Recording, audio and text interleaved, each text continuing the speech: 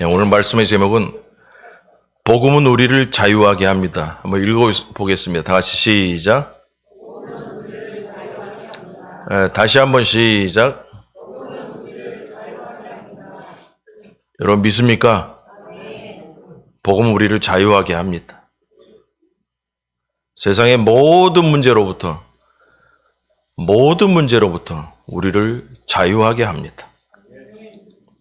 사도행전 26장 24절에 32절까지 교도하겠습니다.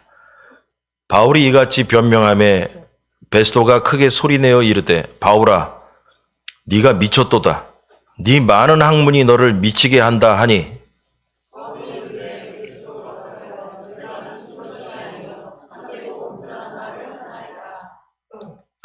왕께서는 이 일을 아시기로 내가 왕께 담대히 말하노니 이 일에 하나라도 아시지 못함이 없는 줄 믿나이다. 이 일은 한쪽 구석에서 행한 것이 아니니이다.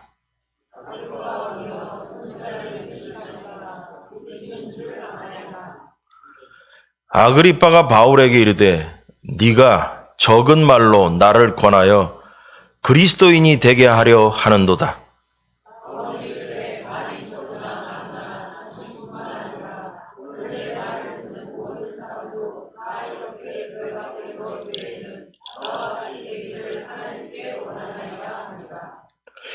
왕과 총독과 버니게와 그 함께 앉은 사람들이 다 일어나서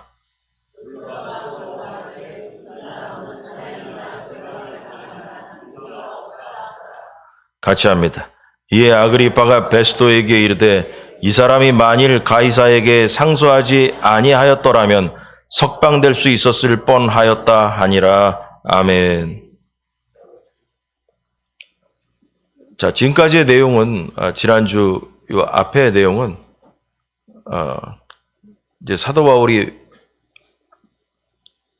예루살렘에 갔다가 가지 말라고 하는 걸 굳이 갔다가 잡혀가지고 이제 감옥에 들어갔고 총독이 두 번째로 바뀌어서 로마의 총독이 베스도라는 총독이 바뀌고 또 그래서 감옥에 계속 있었는데 아그리빠 왕이라고 또 유대의 분봉왕, 꼭두각시 왕이라고 이렇게 하는데 그 사람이 와가지고 아니 여기저기 사도 바울이가 있다는데 얘기나 좀 들어봅시다. 그래서 감옥에 있던 사도 바울 좀 오라고 해가지고 얘기를 들어보니까 또 거기 앉아가지고 또 이제 사람들 앞에서 내가 이렇게 된 것은 부활하신 예수님을 전하다가 잡혀온 것밖에 없다. 예수님은 부활하셨다. 이 얘기를 이제 앞에서 얘기했습니다. 앞에서 얘기를 했더니 베스도 총독은 로마 사람이잖아요. 바울이 이같이 변명하며 베스도가 크게 소리내어 이르되 바울아 네가 미쳤구나. 너 미쳤구나 너 지금. 학문이 네가 공부 많이 한 그 학문이 너를 미치게 만들었구나. 그랬더니 바울은 내가 미친 게 아니고 참되고 온전한 말이다. 그러면서 이제 논쟁이 시작되는 거예요. 그래서 사도 바울은 예수 그리스도의 부활에 대한 이야기를 하면서 했고 이 나머지 구경꾼들은 베스도 총독이나 아그리빠 왕 그리고 그 주변에 있던 사람들은 좀 말도 안 되는 소리하고 앉았다고 그런 얘기를 하게 하는 거죠. 그때 아그리빠 왕이 듣다가 야 네가 지금 나를 전도하려고 그러지 지금. 너 지금 네 저기 입장을 좀 얘기해 보라 했더만 너 나 지금 전도하려고 그러냐? 그러면서 얘기를 합니다. 28절 아그리빠가 바울에게 이르되 네가 적은 말로 나를 권하여 그리스도인이 되게 하려 하는도다. 너 지금 나 전도하려고 그러지? 이렇게 얘기합니다. 그랬더니 바울이 여기 있는 모든 사람들이 내가 말을 적게 하나 많이 하나 중요한 게 아니고 내가 지금 죄수로서 결박되어서 있지만 그것 외에 다 나와 같이 하나님께 붙잡히기를 원한다.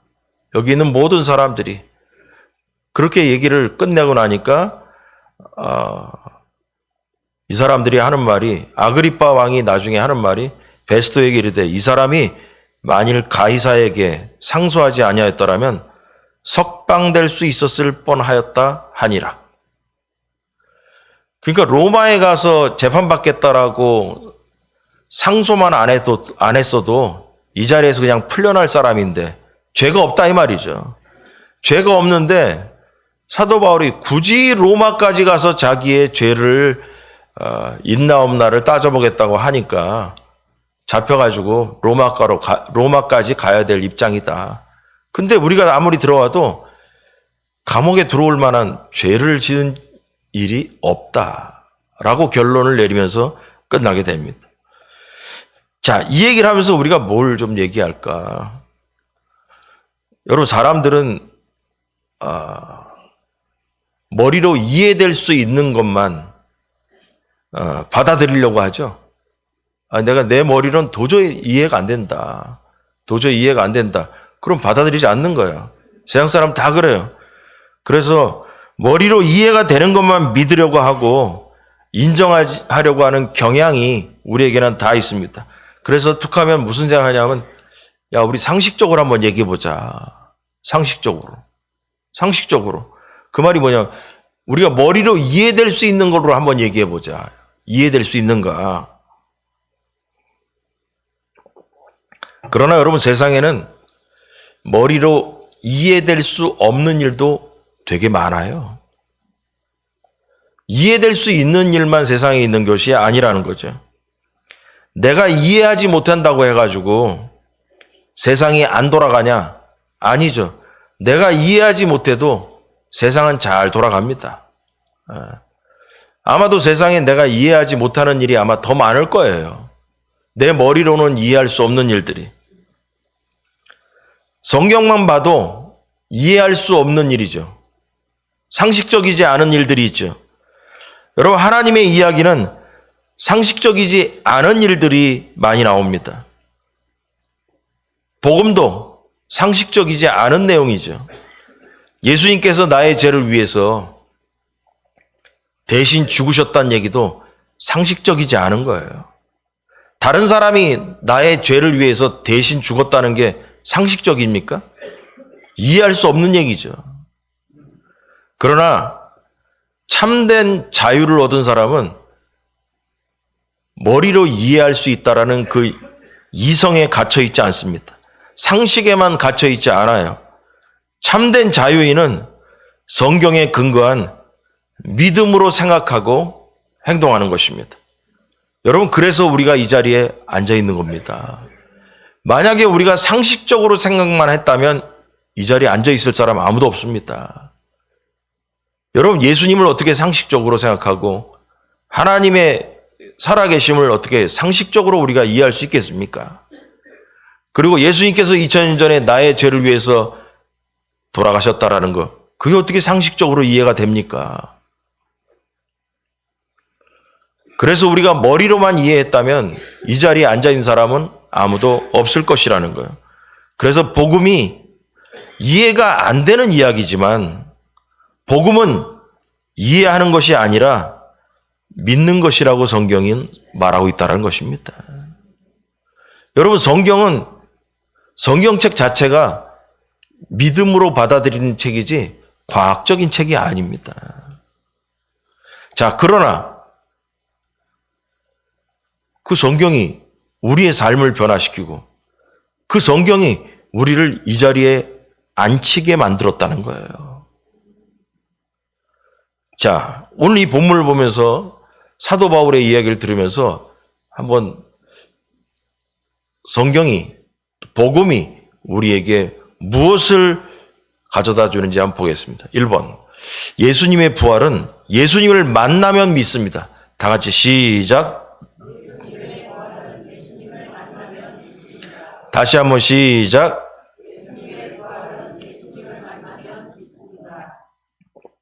믿습니까, 여러분? 여러분, 예수님을 못 믿는 이유는 뭐냐면 예수님 못 만나서 그런 거죠. 뭐 머리 복잡하게 생각할 게 없어요. 이 세상 사람들이 왜 예수님을 왜 못 믿을까? 못 만나서 그렇죠. 예수님을 직접 보고 만났다라면 예수님 믿게 되죠.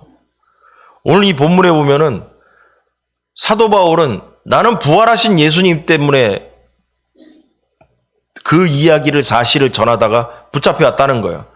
그래서 그 얘기를 계속 했더니만 24절에 바울이 이같이 변명하며 베스토가 크게 소리내어 이르되 바울아 네가 미쳤다.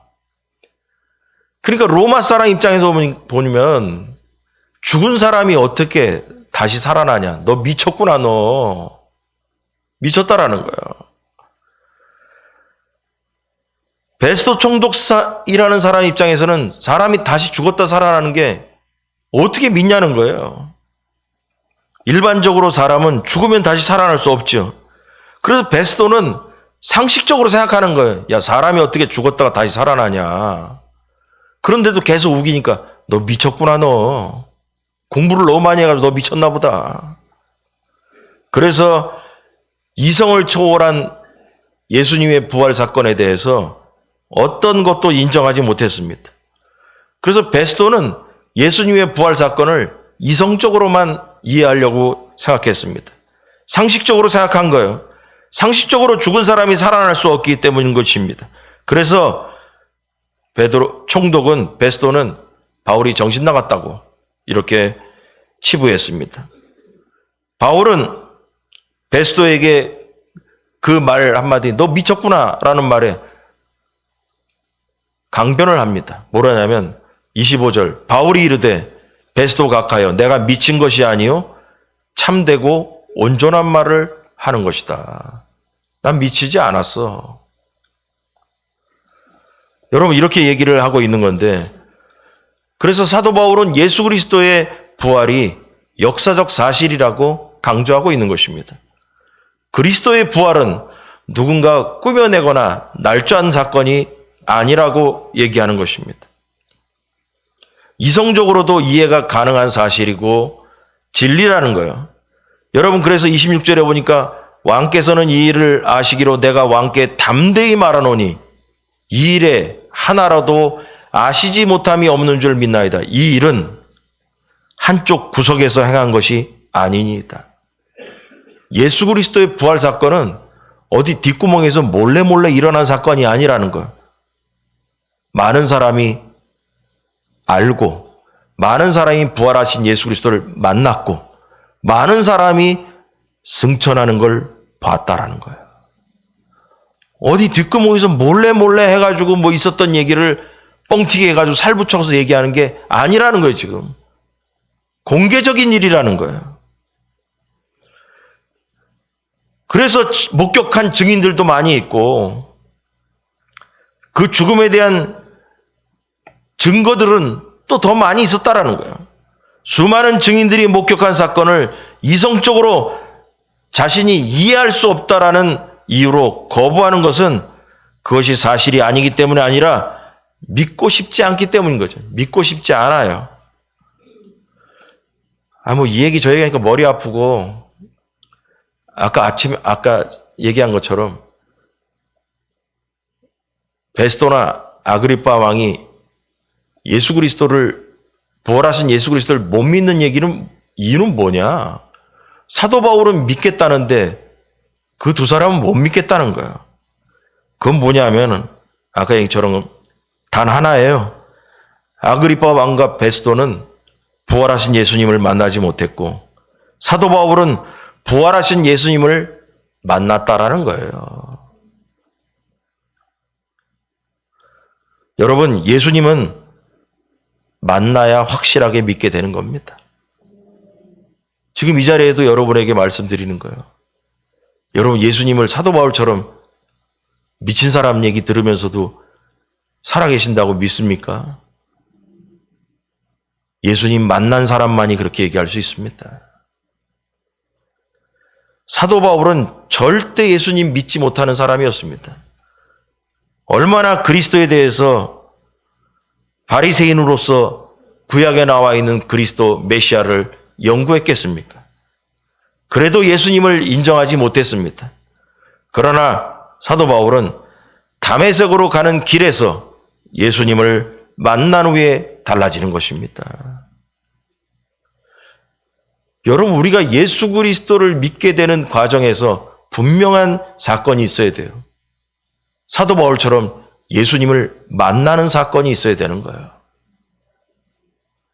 우리에게 아무리 신앙생활 오래 해도 예수 그리스도를 살아오면서 만난 사건이 없는 그 고개를 넘어오지 못한 사람은 베스도 총독과 아그리빠 왕처럼 믿음이 들어오지 않는 거죠. 믿고 싶지가 않았죠. 오늘 본문을 보면서 우리는 담대하게 복음을 전하는 바울을 만나게 됩니다. 네가 미쳤구나. 그렇지만 아니다. 나는 미친 게 아니고 참되고 온전한 말을 하는 것이다 라고 얘기합니다. 그렇게 담대하게 얘기할 수 있는 것은 그 담대함은 예수님을 만났다는 것에서 오는 것입니다. 만났기 때문에 자기는 담대한 것이죠. 여러분께 질문합니다. 여러분은 세상의 사람들에게 사도 바울처럼 미친 사람이라는 말을 들을 정도의 예수님의 살아계심을 전하고 있습니까?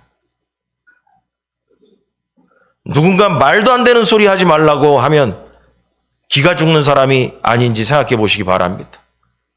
사도 바울은 죄수로서 감옥에 있으면서도 왕이 너 미쳤구나. 예수 그리스도 살았다고 자꾸 얘기하는데 죽었다 살아났다고 그러는데 너 미쳤구나.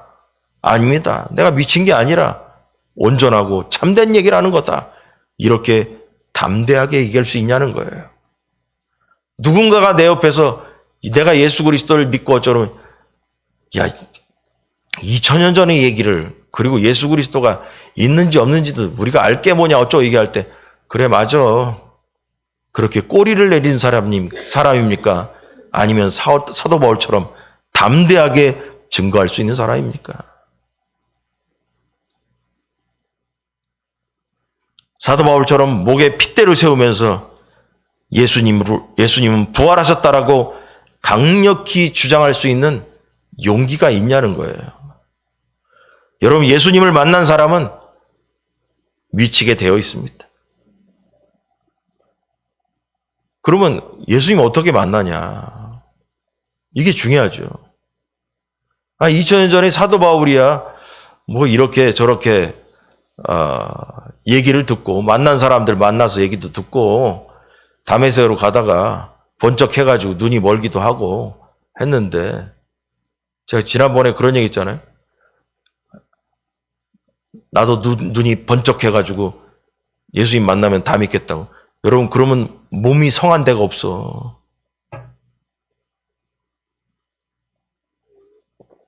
정상적으로 예수 믿는 게 낫지. 나한테도 간증이 센 거 하나 있어가지고 그러면 믿겠다고. 저는 그러고 싶지가 않네. 간증 센 거 좋은 거 아니에요. 사도 바울처럼 눈이 번쩍해가지고 멀어가지고 눈이 안 보여가지고 막 남 의지해가지고 걸어갔다가 눈 감고 앉아가지고 내가 이거 지금 뭐 하는 건가 별 궁상 떨다가 별로 부럽지도 않아요. 눈 멀지 않고 예수 믿는 게 복된 거지. 그렇지 않습니까, 여러분? 아멘 아는 사람은 어디 부러져야 예수 믿습니까? 몸이 성한 채로 예수 믿는 게 복된 거지. 집에 무슨 일이라도 터져야 예수 믿습니까? 간증이 하나 센 거라 터져야 예수 믿습니까? 아니죠. 아무 일 없이 예수님 믿는 것이 은혜인 거죠. 그럼 우리가 예수님을 만나는 방법이 있어요. 어떻게 예수님 만나야 되냐? 간증 센 거로 만나는 게 아니라 예수님을 만나는 방법. 요한복음 1장 1절과 4절 14절 한번 읽어보겠습니다. 다 같이 시작.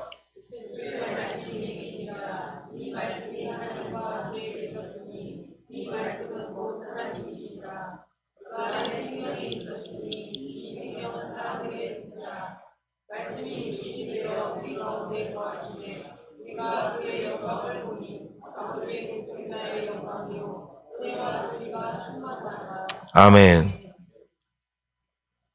말씀이 예수님입니다.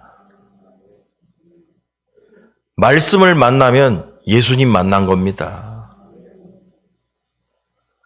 태초에 말씀이 계셨는데 이 말씀이 하나님과 함께 계셨으니 이 말씀이 곧 하나님이다. 근데 그 말씀 그 안에 생명이 있었으니 이 생명은 사람들의 빛이다. 그 빛이 바로 예수 그리스도예요. 근데 14절에 보니까 그 말씀이 태초부터 있었던 그 말씀이 육신이 되어 우리 가운데 거하셨다. 그게 바로 예수 그리스도라는 거예요. 그러므로 우리가 예수 그리스도를 만나서 어디 부러져야 정신 차리는 게 아니라 하나님의 말씀이 예수 그리스도를 만나게 해주는 것입니다. 말씀을 만나는 사람은 예수님 만나게 되어 있습니다. 하나님의 말씀은, 성경 말씀은 일반적인 소설책과 같지 않아요. 하나님의 말씀은 우리를 변화시키고 우리에게 감동을 주며 우리에게 생명을 주며 능력을 주며 말씀으로 예수님의 살아계심을 알게 하는 능력이 있다라는 것입니다. 소설책이 아니에요. 하나님 말씀을 읽다 보면, 하나님 말씀을 잘 듣다 보면 그 말씀이 예수님을 만나게 합니다. 그러므로 말씀을 믿으면 예수님을 믿게 되는 겁니다. 이것은 자연스러운 과정입니다. 그래서 여러분 말씀을 듣는 시간, 말씀을 읽는 시간이 엄청나게 중요한 거예요. 예수님을 만나고 싶냐 하면 뭐냐? 말씀을 만나야 됩니다. 말씀이 예수 그리스도이기 때문입니다. 말씀이 우리에게 어떻게 역사하시냐? 히브리서 4장 12절 다 같이 시작. 하나님의 말씀은 살아있고 활력이 있어 좌우에 날선 어떤 검보다도 예리하여 혼과 영과 및 관절과 골수를 찔러 쪼개기까지 하며 또 마음의 생각과 뜻을 판단하느니. 아멘. 여러분 성경 말씀을 잘 듣고 읽다가 보면 우리의 겉사람과 속사람을 쪼갭니다. 우리의 육신과 우리의 영을 쪼갭니다. 우리의 마음을 쪼개는 역사가 일어납니다. 이때 예수님 만나는 겁니다. 여러분 육이 쪼개져야 영이 튀어나오는 겁니다. 육적 생각으로 예수님 만나지 못해요. 하나님의 말씀이 들어와서 우리의 육을 깨트리고 쪼개야 그 안에 있는 영이 튀어나옴으로 예수님을 만나게 되는 것입니다.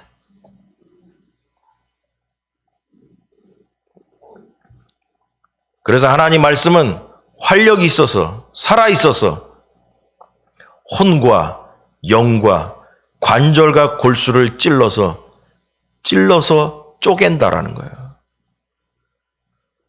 여러분 하나님 말씀은 우리의 심령을 쪼개고 찌른다는 거예요. 설교 말씀들 잘 들어보세요. 우리의 마음을 찌르고 쪼개는 역사가 있는 거예요. 우리의 마음을 찌르고 쪼갤 때 예수님 만나게 되는 겁니다. 또 보겠습니다. 요한복음 5장 25절, 6장 51절, 57절 다 같이 시작.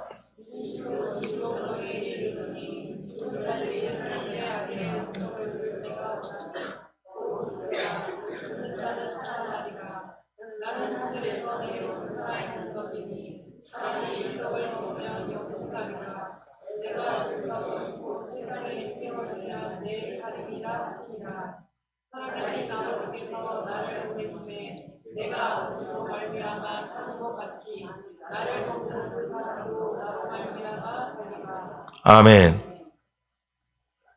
말씀의 떡을 먹어야 우리가 살아나는 겁니다. 말씀 대신 예수 그리스도를 먹어야 우리가 살아나는 것입니다. 여러분 말씀으로 예수님 만나기를 축원합니다. 나는 하늘에서 내려온 살아있는 떡이다라는 거예요. 무슨 떡이냐? 말씀의 떡입니다. 사람이 이 떡을 먹으면 영생하리라. 내가 줄 떡은 곧 세상의 생명을 위한 내 살이다. 예수님의 살이 바로 말씀의 떡인 것입니다. 사람이 말씀으로만 사는 것이 아니요, 아니 떡으로만 살 것이 아니요, 하나님 말씀으로 산다고 했잖아요. 하나님의 말씀의 떡을 먹어야 우리가 사는 것입니다. 하나님의 말씀을 먹는 것이 예수 그리스도를 만나는 것입니다. 말씀을 등한히 하고 말씀을 듣는 것에 초점을 맞추지 않을 때 그 사람은 끝까지 주님 못 만납니다. 이 시대에 우리에게 하나님을 만나는, 예수 그리스도를 만나는 통로는 말씀의 길밖에 없습니다. 말씀으로 주님께 다가가는 것입니다. 여러분, 예수님을 말씀으로 만나면 부활도 저절로 믿게 되는 것입니다. 할렐루야. 하나님 말씀은 소설책이 아니에요. 하나님 말씀이 내 안에 콱 박히면, 성경에 나와 있어요. 잘 박힌 못과 같아야 돼요. 잘 박힌 못이 뭐예요?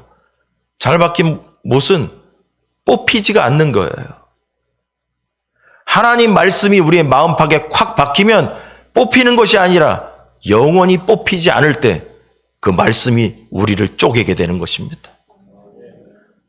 여러분, 말씀을 통해서 여러분의 마음판에 하나님 말씀이 잘 박히기를 주의 한절에 축원합니다. 두 번째로, 그러한 그 복음만이 참된 자유를 줍니다. 복음만이 참된 자유를 줍니다. 다 같이 시작.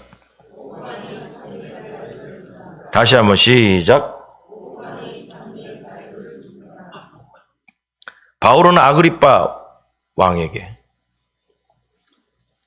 선지자들의 예언을 믿는지 물어봅니다. 선지자의 예언에는 메시아에 대한 약속이 있습니다.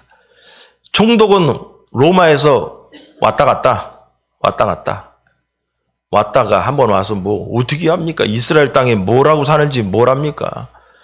아그리빠 왕은 거기 이스라엘 땅에서 왕노릇하면서 있었기 때문에 유대인들의 종교적 배경이나 뭐 선지자가 어쨌다는 둥 저쨌다는 둥 이런 얘기를 많이 들어서 잘 알고 있습니다. 그래서 베스도 총독은 야, 너 미쳤구나 그런 얘기하지만 아그리빠 왕은 함부로 그 얘기 할 수 없어요. 그래서 아그리빠가 바울에게 이르되 네가 적은 말로 나를 권하여 그리스도인이 되게 하려 하는도다. 너 나 전도하려고 그러지. 바울이 이르되 말이 적으나 많으나 당신뿐만 아니라 오늘 내 말을 듣는 모든 사람도 다 이렇게 결박된 것 외에는, 자기가 지금 수갑 차고 앉았잖아요.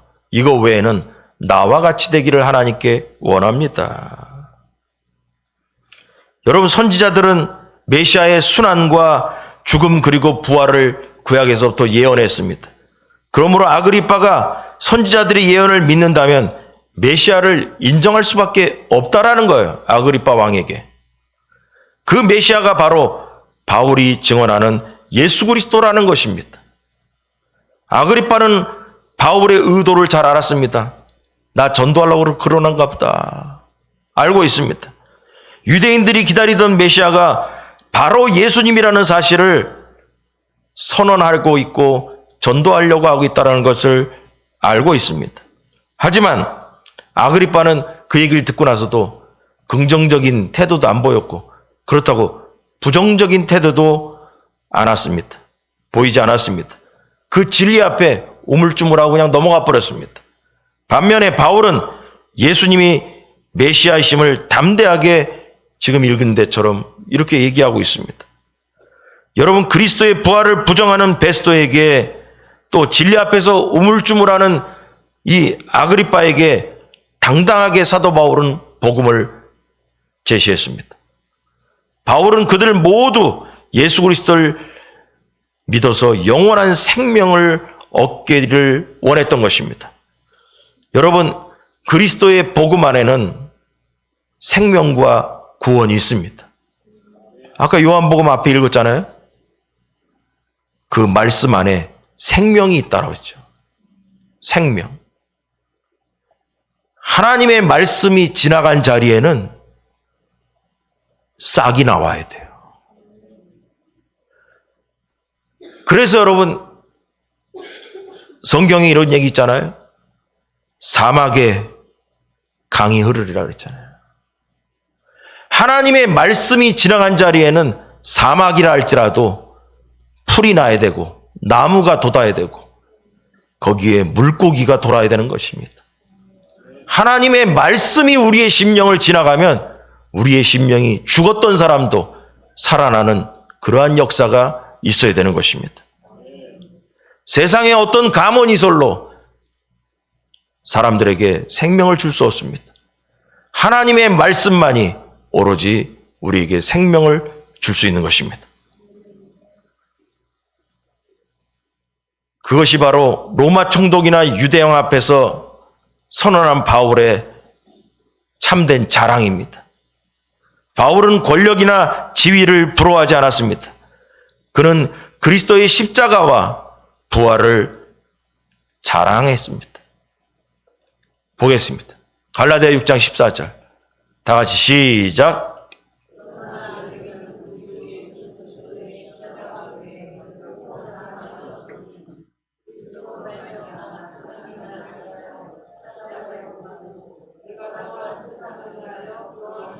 아멘. 여러분, 우리의 자랑은 예수님의 십자가밖에 없습니다. 그래서 이 땅에서 이런저런 자랑하고 있는 것은 한심한 거예요. 사도 바울이 얘기하는 거예요. 내게는 우리 주 예수 그리스도의 십자가 외에 결코 자랑할 것이 없다. 여러분, 우리가 예수 그리스도를 만났다고 하면서 사람끼리 만나서 마을에 가에 앉아서 자식 자랑이나 하고 앉았고 이 자랑 저 자랑하고 그게 은혜냐? 아닙니다, 여러분. 사도 바울이 얘기하는 거예요. 나는 그리스도 십자가 외에는 자랑할 것이 없다. 그럼 이런 얘기 들으면은 이런 생각합니까? 그래, 바울은 그렇게 살고 나는 나대로 살겠다. 그게 아니에요. 성경에 나와 있는 내용을 보면서 나도 사도 바울처럼 살아야겠다라고 다짐해야 되는 거예요. 나도 사도 바울처럼 살겠다라고 변화된 인생을 살겠다라고 각오해야 되는 것입니다. 여러분, 세상의 것들을 자랑하지 마시기 바랍니다. 할렐루야. 바울은 결국 사형이나 구속당할 죄가 없었습니다. 그는 오직 그리스도의 복음 때문에 결박당했습니다. 복음 때문에. 29절을 한번 읽어볼까요? 바울이 시작.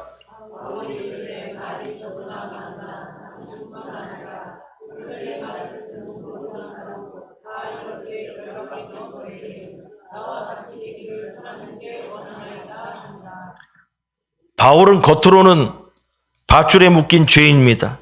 수갑이 채워진 죄인입니다. 오늘 설교의 제목처럼 자유가 없는 사람처럼 보입니다. 그 앞에 있는 사도 바울의 앞에 있는 사람들은 밧줄에 묶여 있지도 않고 수갑에 채워지지 않는 겉으로 보기엔 자유한 사람입니다. 사도 바울만이 그 자리에서 밧줄에 묶여 있고 수갑에 채워 있는 자유가 없는 사람입니다. 그래서 사도 바울은 얘기합니다. 내가 결박당한 것처럼 이것 외에는 모든 사람이 다 나와 같이 되기를 원한다. 그게 뭐예요? 예수 그리스도를 만나 자유함을 얻기를 원한다라는 거예요.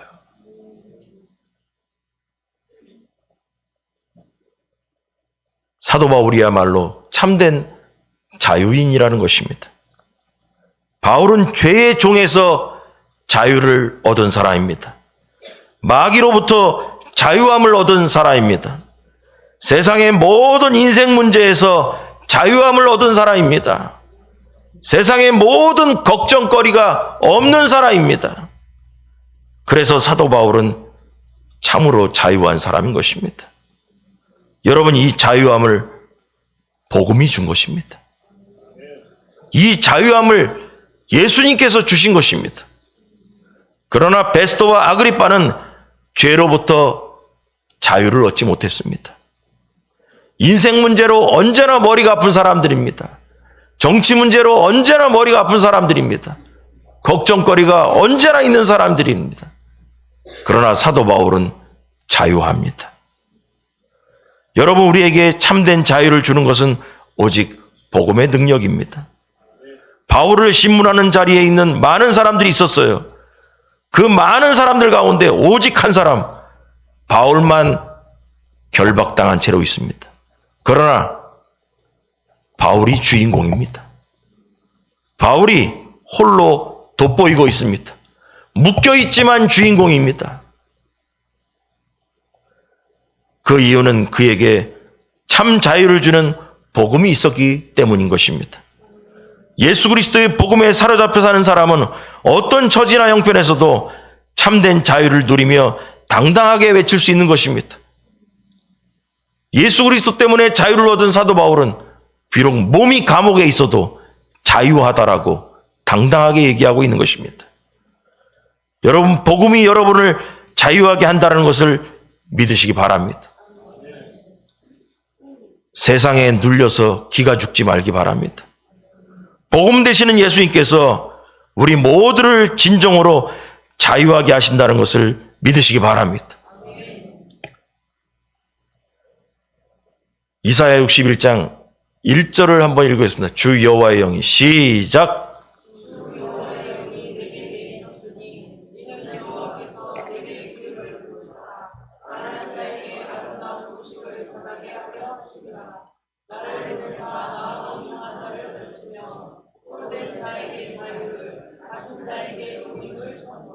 아멘.